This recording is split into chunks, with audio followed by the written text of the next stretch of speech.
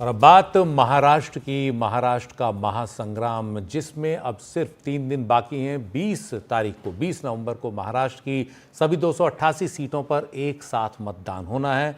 कल यानी सोमवार को प्रचार का आखिरी दिन है, लिहाजा सभी दलों ने अपने स्टार प्रचारकों को मैदान में उतार दिया है। और आज रविवार का दिन था।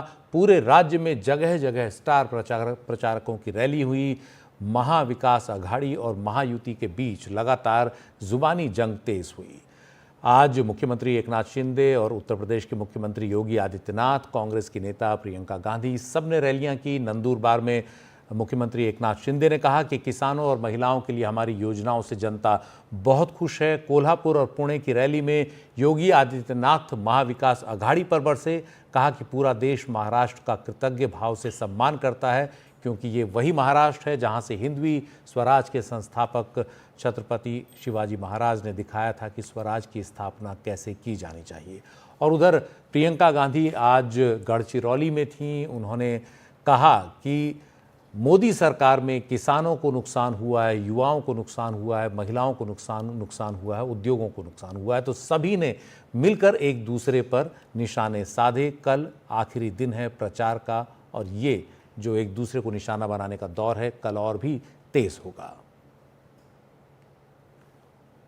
अयोध्या में क्यों अपमान झेलना पड़ा था? क्योंकि हम बटे थे। काशी में क्यों अपमान झेलना पड़ा था? क्योंकि हम बटे थे। मथुरा में क्यों अपमान झेलना पड़ा था? क्योंकि हम बटे थे। 1947 में लाखों हिंदुओं को क्यों कटना पड़ा था? क्योंकि हम बटे थे। यही कहने के लिए आया हूं कि बटे थे तो कटे थे,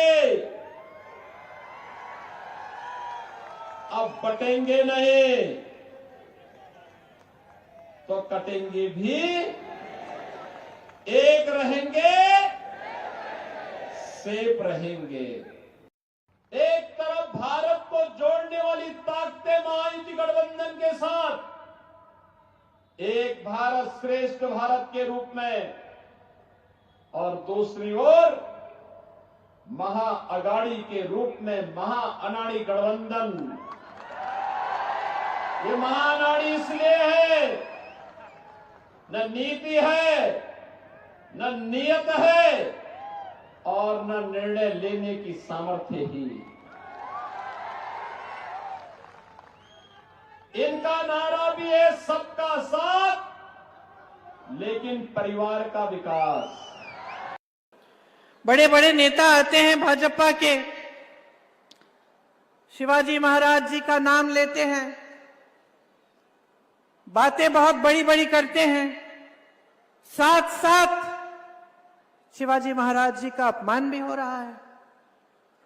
उनकी प्रतिमा का शिलान्यास 7 साल पहले मोदी जी ने लगवाया। किसी ने पूछा क्या हुआ? वो प्रतिमा बनी ही नहीं। आस्ते आस्ते उसका काम बंद किया गया।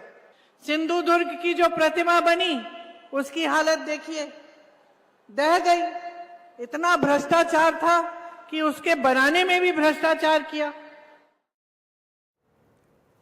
और महाराष्ट्र के इस महासंग्राम पर बात करने के लिए हमारे सहयोगी रौनक कुकड़े हमारे साथ हैं। रौनक, अब 24 घंटे भी नहीं बचे हैं प्रचार खत्म होने में। इस समय जो लड़ाई है वो कितनी दिलचस्प है, किस मुकाम पर पहुंच गई है? देखिए सुशील जी, निश्चित तौर पर फिलहाल कोई राजनीतिक पंडित इस बात का अंदाजा नहीं लगा सकता कि महाराष्ट्र में आखिर होने क्या जा रहा है, 23 तारीख को किस तरह के नतीजे देखने को मिलेंगे। लेकिन सभी राजनीतिक दलों का अपने अपने तरीके से प्रचार देखने को मिल रहा है। जहां पे अगर विकास आघाड़ी की बात की जाए तो वो लगातार महायुति सरकार को इस बात को लेकर घेरती हुई दिखाई दे रही है कि पिछले 2.5 सालों में महाराष्ट्र में भ्रष्टाचार बढ़ा है, ये कॉन्ट्रैक्टर की सरकार है। इसके अलावा कई उद्योग जो है मुंबई के, महाराष्ट्र के, ये गुजरात चले गए, यहाँ पर रोजगार की स्थिति खराब है। तो ये एक तरफ महाविकास आघाड़ी का प्रचार है जो सरकार को निशाने पर ले रहे हैं, जबकि महायुति की अगर बात की जाए तो लाडली बहन योजना जो कि मुख्यमंत्री एकनाथ शिंदे ने महाराष्ट्र में शुरू की महिलाओं के लिए, उसकी बहुत चर्चा है और महायुति को ऐसा लग रहा है कि ये एक्स फैक्टर के तौर पर हो सकती है। इसके अलावा जो इंफ्रास्ट्रक्चर के काम महायुति सरकार में किए गए हैं उनका बखान जो है वो किया जा रहा है और वोटरों से अपील की जा रही है कि इन कामों के बदौलत उन्हें फिर एक बार सत्ता उनको दी जाए, जिससे कि वो लोगों की बेहतरी के लिए काम कर सके। मैं आपको बता दूं कि थोड़ी देर पहले हमने दर्शकों को बताया कि प्रियंका गांधी ने गढ़चिरौली में भाषण देते हुए सरकार पर निशाना साधा, प्रधानमंत्री मोदी पर निशाना साधा, लेकिन कुछ देर पहले ही जब वे नागपुर में रोड शो कर रही थी उस दौरान बीजेपी और कांग्रेस के कार्यकर्ता जो है आपस में भिड़ गए। वहां से नागपुर से तस्वीरें भी सामने निकल कर आई, तो कुछ एक जगह हिंसा की तस्वीरें भी जो है वो सामने निकल कर आ रही है। लेकिन दोनों ही गठबंधनों के नेताओं को ऐसा लगता है कि उनकी जीत होगी। देखना महत्वपूर्ण होगा कि किस तरह के नतीजे यहाँ पर आते हैं और वोटर किस परसेप्शन से ये चुनाव की तरफ देख रहा है, क्योंकि 5 साल पहले जिनको वोट दिया था वो कोई और ही सत्ता में जाके बैठा, 2.5 साल बाद कोई और ही बैठा। तो इस बार क्या इस तरह की स्थिति ना हो, इसको लेकर वोटर क्या सोच रहा है ये भी एक इंपॉर्टेंट होगा। और अब से कुछ देर बाद उद्धव ठाकरे और महाविकास आघाड़ी की आखिरी रैली मुंबई में होने जा रही है। आज बाला साहब ठाकरे का स्मृति दिन भी है। इस मौके पर उद्धव ठाकरे क्या कुछ कहते हैं इस और भी सबकी निगाह टिकी होगी। जी सर। जी बहुत बहुत शुक्रिया रौनक। और ये विधानसभा चुनाव ये भी तय करेंगे कि असली शिवसेना जनता के मन में कौन सी है, असली एनसीपी जनता के मन में कौन सी है। तो ये महाराष्ट्र का महासंग्राम, और अब 24 घंटे भी नहीं बचे हैं प्रचार खत्म होने में। लड़ाई काफ़ी दिलचस्प हो गई है और देखना है कि कल और कौन कौन से बड़े सियासी सितारे प्रचार के लिए मैदान में उतर